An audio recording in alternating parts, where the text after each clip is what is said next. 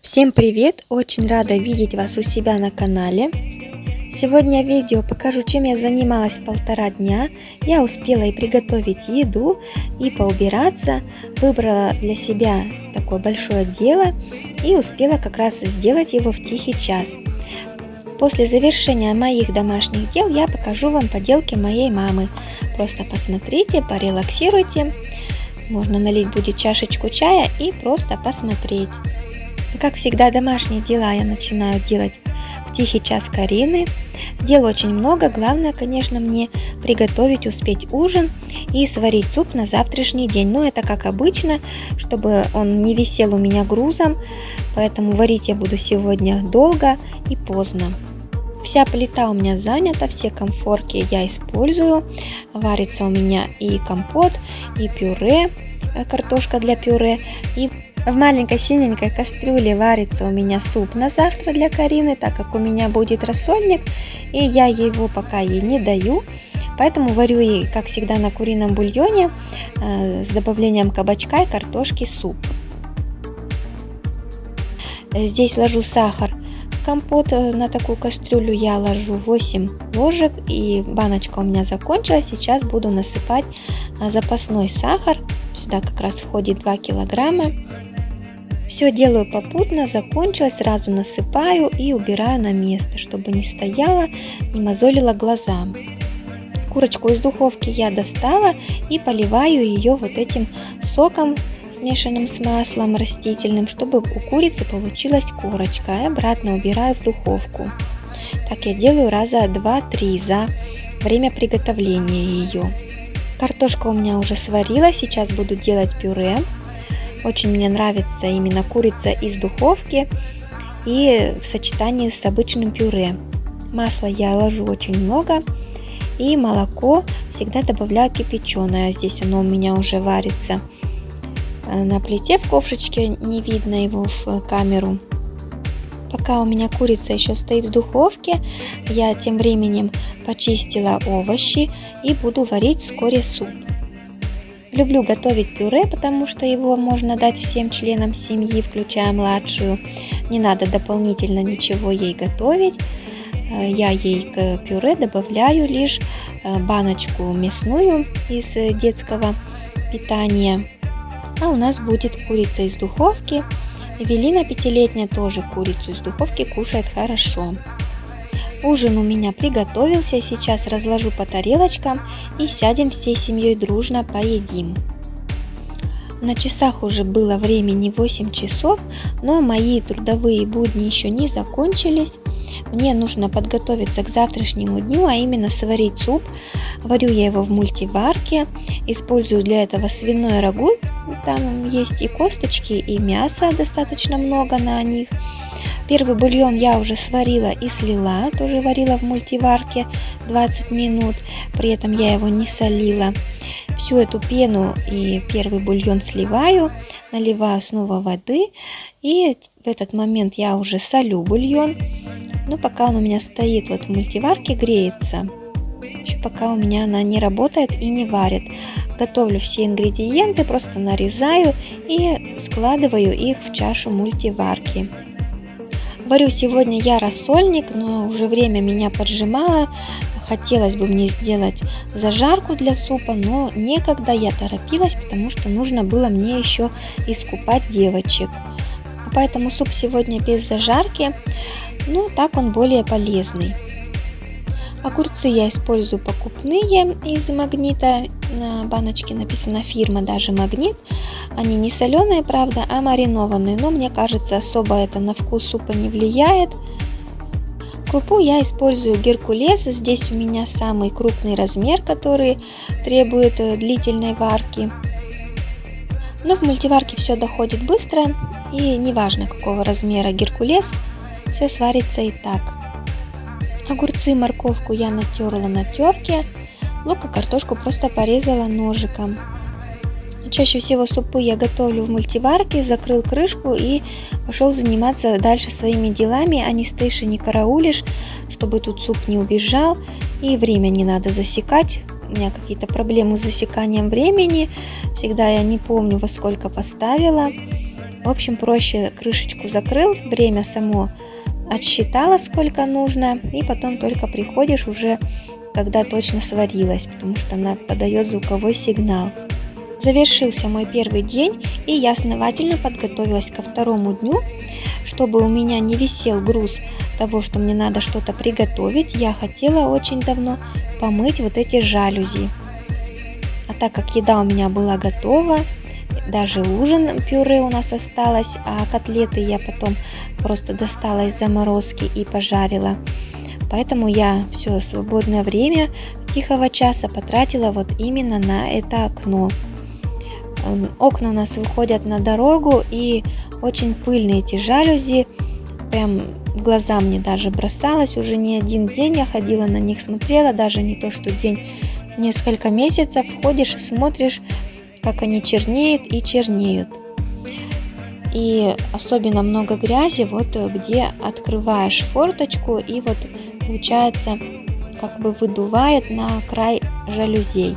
То есть не все они грязные, посередине более-менее чистые, а вот по краям как раз очень даже черные.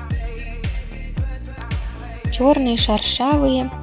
Я их сняла, принесла в ванную. Думала сначала помыть их в самой ванне, но поняла, что спина у меня не выдержит. И принесла вот такую деревянную решетку. Раньше она стояла у нас как раз вот так на ванне. И мы ставили маленькую ванночку, когда купали детей. Но она со временем, так как деревянная немножко заплесневела, мы ее отвезем на дачу. И она у меня хранилась пока на балконе. Ну вот сегодня она у меня была как найденная. И, в общем, мою здесь я жалюзи, так вот каждую эту реечку перекладываю и протираю губкой с обычным мылом. На мытье жалюзей именно в ванне я потратила минут 45. А после того, как пластинки я намочила водой, они стали друг к другу приклеиваться, и очень поэтому затянулось у меня время мытья. А раньше мы их мыли с мужем вместе, он держал их на весу, и я терла губкой по ним и опиралась как бы на стену, то есть они висели практически как на окне. Но сегодня муж мне не помогал, потому что он решал экзамены для своей учебы в институте, а я спокойненько вот пошла в ванную как раз заниматься домашними своими делами. Одной, конечно, мыть намного дольше, вдвоем это было быстрее. Все споласкиваю и буду оставлять их стекать здесь, очень много воды с них капает, и пойду пока вернусь на кухню.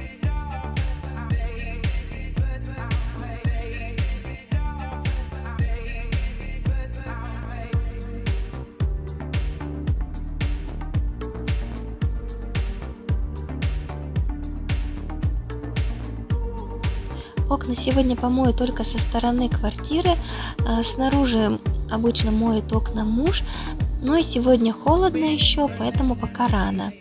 Я вообще боюсь там мыть, мне кажется, что окно выпадет вместе со мной, а он достаточно ловко с этим делом справляется, поэтому подождем, пока немножко потеплеет на улице.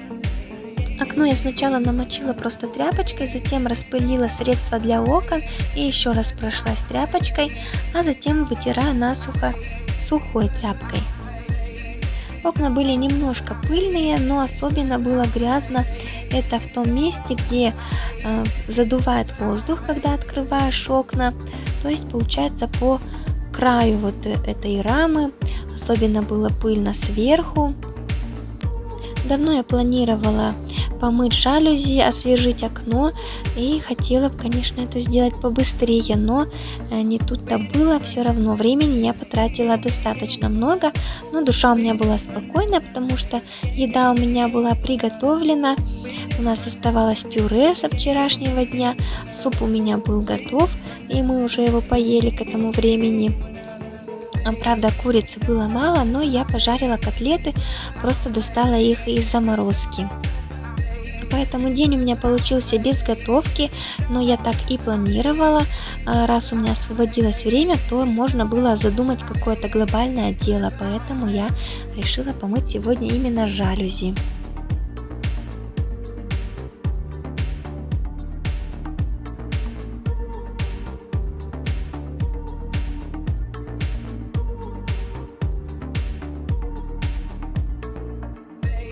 Все окно я вымыла, сейчас буду возвращать все на место. Здесь пересыпаю таблетки. Синергетик у меня одна упаковочка почти закончилась, и я все пересыпала в одну. Храню я таблетки как раз за микроволновой печкой, чтобы дети не достали.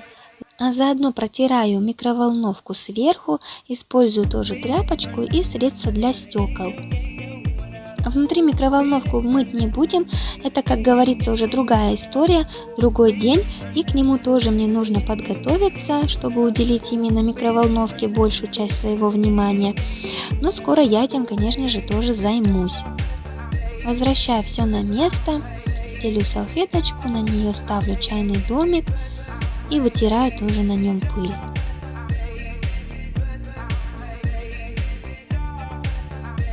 Жалюзи у меня стекли, и я их возвращаю на место. Они у меня разные по длине, так как ширина стекол у окон разная, поэтому повесить нужно правильно. С местоположением я угадала, но вот со стороной я не угадала, неправильно повесила, поэтому нужно мне их развернуть и повесить все-таки правильно. Приделываю на место палочку, которой они регулируются, чтобы их плотно закрыть или вот так вот в щелочку, чтобы они были. И расправляю на всю длину, чтобы они у меня до конца просохли. Красивенько все делаю, чтобы окно имело опрятный вид. Приношу вторую, это поменьше сторона. И здесь я уже сразу вешаю правильно. Тоже приделываю палочку. Все тоже расправляю красиво. И на этом с моим окном я сегодня закончила. А теперь предлагаю вам просто посмотреть поделки моей мамы, возможно, отдохнуть вам от своей какой-то домашней работы, просто посидеть и посмотреть. Положила сначала все на стол, но здесь, конечно, не все, в процессе вам покажу. И начинаю я вот с куклы. Вообще-то это у нас Антон, но раз мама нашила на нее женской одежды, получается у нас теперь Антонина. Правда, Эвелина забывается и все равно называют ее Антошей, но одежда у него все-таки на девочку. В магазине это тоже была как девочка по одежде, но нам захотелось почему-то, чтобы это был у нас Антоша. Одежда связана на спицах и что-то задекорировано, как вот эта юбочка, например, у платьишка, что-то пришито. У каждого набора есть обувь практически, какие-то аксессуары, и одежду она в основном всю вязала комплектную. И вы понимаете, что это все очень объемное, и занимает у нас одежда для кукол 2 таких короба из фикс-прайса для стеллажей. Корзиночка для мелочей, в основе у нее крышка из-под картонной коробки, вот эти речки это веревка перетянута, а как основа вот боковинки это палочки для маникюрного набора. Как бамбуковые эти палочки называются, по-моему, в общем, делают ими маникюр. Гномики, их у нас 6, и они сделаны из носочков из фикс-прайса, вот, например, эти розовые тельца, что вот у этого гномика и вот у девочки, которая в бордовой шапке. Это из фетра сделаны, все вышито руками, каждая бусинка пришита. У кого-то здесь есть глазки, у кого-то нет. Такие гномики, они вот как пара идут, и их обычно садят, чтобы ножки у них свешивались. Поэтому они такие тяжелые, чтобы не перевешивали и не падали вперед. А ножки у них вот свободно так висят.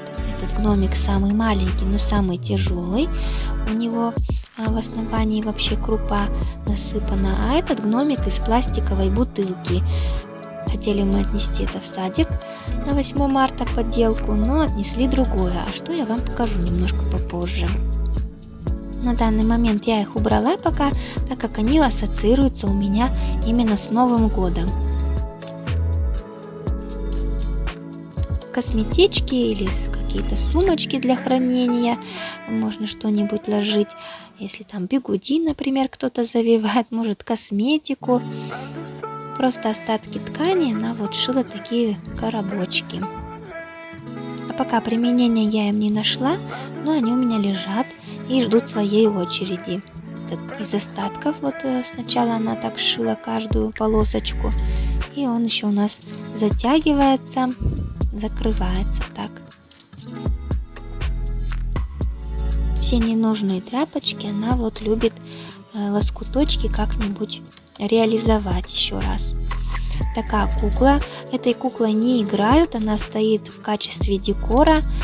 Ботиночки у нее и сумочка лакированные, все шито аккуратно. Волосы она покупала специально этой кукле в рукодельном магазине. И любые какие-то вот значочки от резиночек, штучки мы ничего не выбрасываем, а все потом используем. Чайный домик, это из фикс прайса, он был просто как под дерево, и вот она его раскрасила и задекорировала еще искусственными цветочками. Вот такая была у нас баночка из-под икры, и она превратилась в игольницу. И здесь как раз лежит все, что нужно для рукоделия.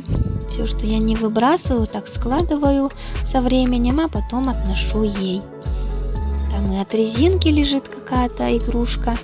В общем, все, что не нужно, но красиво, я сюда складываю. Такие книжки объемные.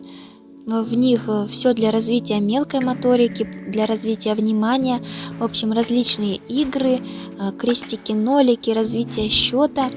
И хотелось бы мне остановиться на них поподробнее, но это очень длительно по времени.